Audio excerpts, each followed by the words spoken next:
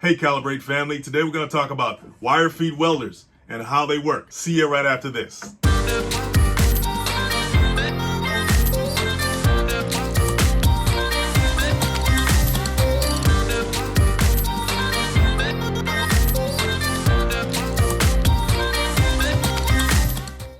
Okay guys, today we're going to talk about wire feed welding, and on deck we have here a Lincoln 125 weld pack. Okay, now this particular weld pack, like it states right here, that 125 is the maximum amperage that this thing can put out. So it's a range from 30 to 125, I think, and that'll allow you to weld a max metal thickness of 5/16. So it makes it pretty good for most common welding tasks, indoors or out. And that's a good thing about Flux is that you can use it for indoor or outdoor projects. Reason being is that flux core wire is not solid, hence the name flux core, because at the core of the wire, it has what they call flux. Now, if you've seen a stick rod for stick welding, you'll notice that it has a powdery coating around the rod itself. That powdery coating is also called flux. The stick rod itself is called an electrode, but during the welding process, that electrical arc that connects the tip of the electrode with the welding substrate or surface has to be protected from the surrounding atmosphere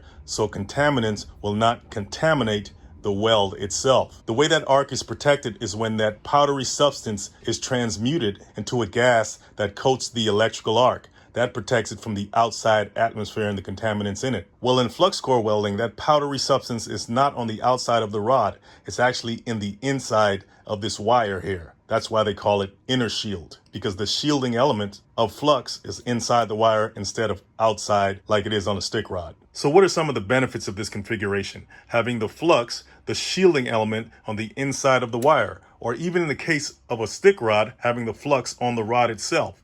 Well, number one, mobility. Take, for example, MIG welding or TIG welding. These processes, like all welding processes, require the arc to be protected from the outside atmosphere or outside contaminants. But in MIG welding and TIG welding, you're going to have to lug around or roll around tanks of gas to provide that shielding that comes out of the MIG gun or TIG torch. With flux core welding, that shielding is already inside the wire, so no need for gas tanks to be lugged around. So if you haven't already figured it out, you have to open this door in order to access the inside of the machine where you would place your wire and feed it into your gun. But let's focus now on this chart that fortunately comes with most wire feed welding machines, because it gives you some important information that a beginner welder should know. Now on the top of the chart, it gives you an illustration of 3 different welding joints. You have a corner joint, a butt joint, and a lap joint. And it shows you at what angle you should place your nozzle and electrode when negotiating each of these welding joints. So at the corner joint, you would place it at a 45-degree angle,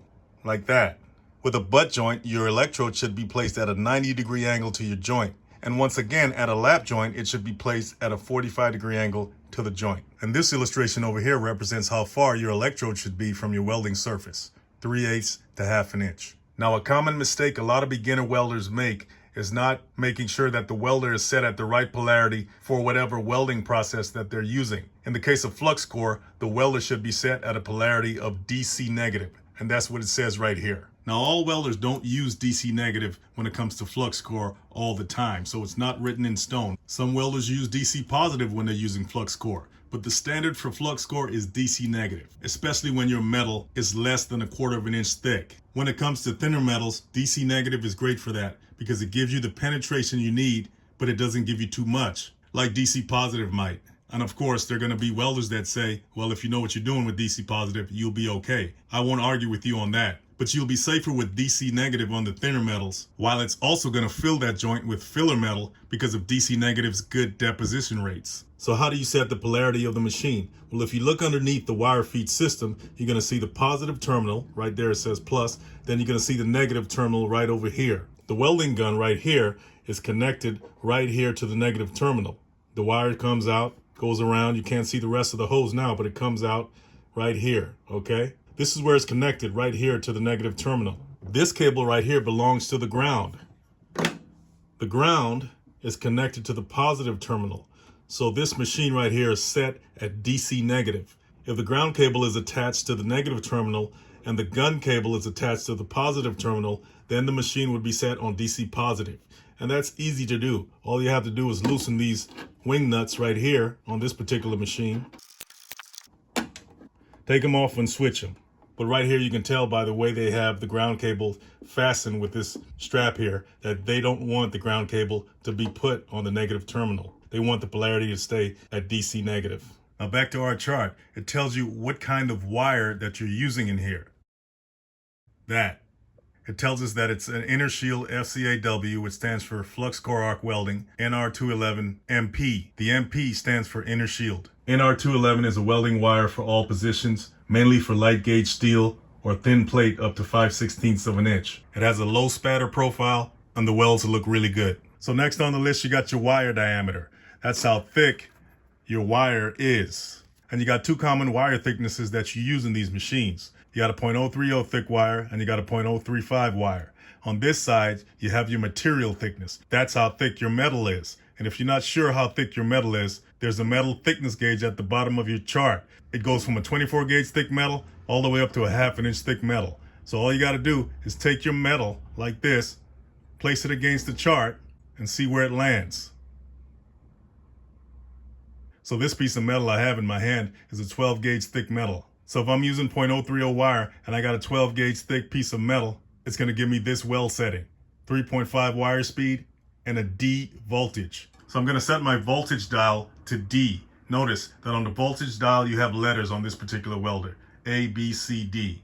I'm going to set it to D and I'm going to go to my wire speed dial and I'm going to set it to about 3.5, which is right here. That's the setting for a 12 gauge thick metal with .030 wire. While we're at it, let's just see what kind of wire we're dealing with. I'm gonna loosen this wing nut, pull the spacer off, so we can see that this actually is a .035 wire. So we would have to use a different setting, wouldn't we? Let's see what it is. So now that we know that our wire is .035 in diameter, we're going to go back to the chart and look for .035. We know we had a 12 gauge piece of metal, so our wire speed would be 3 and our voltage would be D. Let's bring it down to 3 and we have it on D already. So lastly, let's talk about this area here. This is the wire feed tensioner knob. The type of wire you have will determine how much tension you need to place on it with the knob as it's fed through the rollers. If you look at this illustration of the knob right here, you see that there's numerical values on the knob itself. And you can see that right here. Those numbers represent how much tension you need to put on your wire. So for flux core wire, the range of tension you need to put on it is 1 to 3. If you look at our knob here, it's a little bit below 3, so it's in the right range. If you have solid wire, like MIG wire in this welder, you would have to put it at a range of 3 to 5. So that would be 3 to 5 in that range right here. And all you have to do is twist this to get to the range you need. That's how you disengage the roller tension. Don't forget, make sure that your wire is in the correct groove. We're using flux core wire, so it's sitting in the correct groove. The groove with the knurled surface, not the groove with the smooth surface. That's for solid wire. Let's take a closer look at this drive roller. Now this says .025 V. Now that V means V groove. So that's for a smaller wire. This side says .035 V. So that groove is actually for a .035 wire, which is the correct groove. This is the side that the wire should sit in. But if you take a closer look at the groove, does that have a rough surface? Does it look knurled? It doesn't. So I don't know if this has the correct drive roller in here for flux core wire. Like I said, flux core wire requires a rough knurled surface in the groove to provide a better grip on it. Remember guys, when you're putting your drive rollers back in, you'll see a notch right here. That notch has to line up with this on the shaft, okay? That's the only way you'll be able to put it back on.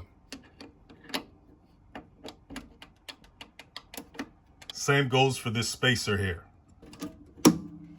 Okay, that was a basic rundown on how a wire feed welder, in this case, flux core wire feed welder, works. If you learned something from the content, hit that like and subscribe. Don't forget to share, leave a comment, check out the links below, and I'll see you guys next time.